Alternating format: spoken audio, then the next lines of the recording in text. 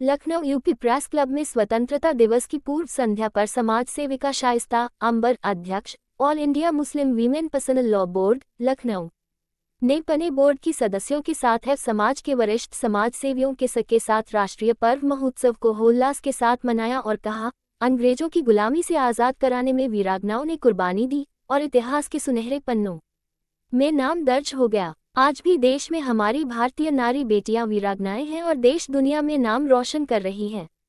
उपस्थित अतिथि गुणों में इन श्रीमती निशी ऑफ एमिनेंस लखनऊ विश्वविद्यालय, मीनू खरे पूर्व निदेशक आकाशवाणी लखनऊ, आर्मी मेजर दानिश जी, अन्यक्षा सदर गुरुद्वारा श्री हरपाल सिंह जग्गी, समाज सेविकाएं आयशा सुंबुल, राबिया सुंदल, सबीहा सिद्दीकी, फरीदा जलीस, निहारिका सिंह आदि ने अपने विचार रखे। शाइस्ता अंबर ने कहा, आज हम एक ऐसे विषय पर चर्चा करने के लिए यहाँ एकत्रित हुए हैं जो हमारे अतीत का गौरव, वर्तमान का उत्साह और भविष्य का संकल्प है। तब की वीरांगनाएं, अब की वीरांगनाएं, स्वतंत्रता संग्राम से नए भारत तक नारी शक्ति की यात्रा। जब हम अतीत की बात करते हैं तो हमें झांसी की रानी लक्ष्मीबाई, बेगम हजरत महल, सरोजिनी नायडू और कस्तूरबा गांधी की छवियां दिखाई देती हैं, जिन्होंने बिना भय के देश की आज़ादी के लिए संघर्ष किया। और जब हम वर्तमान की ओर देखते हैं तो गर्व से कह सकते हैं कि भारत की बेटियां अब धरती से आसमान तक और समुद्र से अंतरिक्ष तक अपनी पहचान बना रही हैं। विज्ञान और अंतरिक्ष में महिला शक्ति, रॉकेट वुमन ऑफ इंडिया ने दुनिया को दिखाया कि भारतीय नारी तकनीक और नेतृत्व में भी अव्वल है। मंगलयान मिशन में भी हमारी महिला वैज्ञानिकों ने चुपचाप लेकिन शानदार सफलता की कहानी लिखी। देश को अंग्रेजों की गुलामी से आज़ाद करने के लिए हमारी भारतीय महिलाएं, उस वक्त परिस्थितियां ऐसी थीं कि अपने संतानों को कुर्बान किया, अपने पति को कुर्बान किया, अपने भाइयों को राखी बांध बांध करके देश की को अंग्रेज़ों की गुलामी से आज़ाद कराने के लिए लड़ी और शहीद हो गई। वो वीरांगनाएं थीं। उस वक्त हालात थे कि हम गुलामी नहीं बर्दाश्त करेंगे, जुल्म बर्दाश्त नहीं करेंगे, हम देश को आज़ाद करेंगे। उस आज़ाद कराने के पीछे मकसद था कि हमारे आने वाली देश की जो हमारी आने वाली नस्लें हैं वो अंग्रेज़ों के गुलाम ना बने। हम अपनी कुर्बानी देंगे और यही हुआ कि देश आज़ाद हुआ।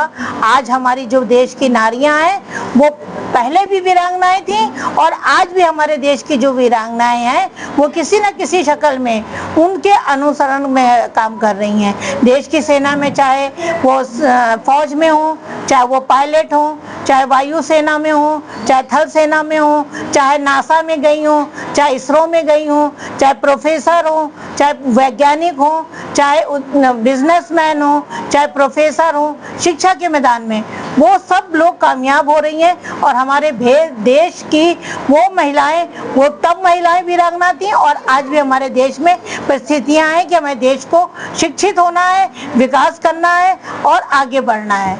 तो ये वीरांगनाएं आज भी वीरांगनाएं हैं, वीरांगनाएं इनके हालात में। आपकी संस्था से क्या आपको एक अंदाजा? अब मैं तो गिन भी नहीं पाऊंगी अब हम कितना जो है तो मैं ये कहूँ कि हमारा पूरा देश इंसान की हिफाजत करने में और सच के रास्ते पे चलने वाली जितनी महिलाएं हैं, मैं उनकी सदस्य हूँ, वो मेरी सदस्य हैं।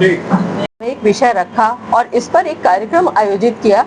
महिलाएं जो आधी दुनिया हैं, वो उनका योगदान तमाम विपरीत परिस्थितियों के रहते हुए भी उनका योगदान हमेशा आधा है। बराबर से कंधा लड़ाने की जो उनके अंदर की जो क्षमता है वो आज़ादी के दिनों में भी हमने देखी।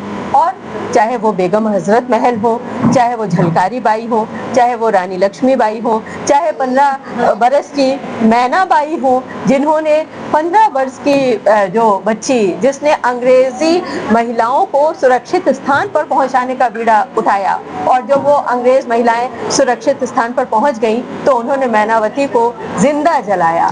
तो किस तरीके से अपने देश की रक्षा के लिए, अपने मानवीय मूल्यों के लिए जो भारतीय मूल्य हैं उनको महिलाओं ने सदा दिखाया। और अगर आज की बात करें तो आज की ये जो महिलाएं, जो आज सारी महिलाएं आई हैं, मैं जो सिर अपना ढक के आई हुई हैं, मैं उनके लिए कहना चाहूंगी, तेरे माथे पे जो आंचल है बहुत खूब है, लेकिन तो इस आंचल से एक परचम बना लेती तो अच्छा था। तो इस महिलाएं जो है वो सभी वीरांगनाएं हैं, कितनी विषम परिस्थितियों में भी वो अपने परिवार का पालन पोषण करती हैं और ऊंचे से ऊंचे कुर्सी पर आज जाकर महिलाएं बैठी हैं।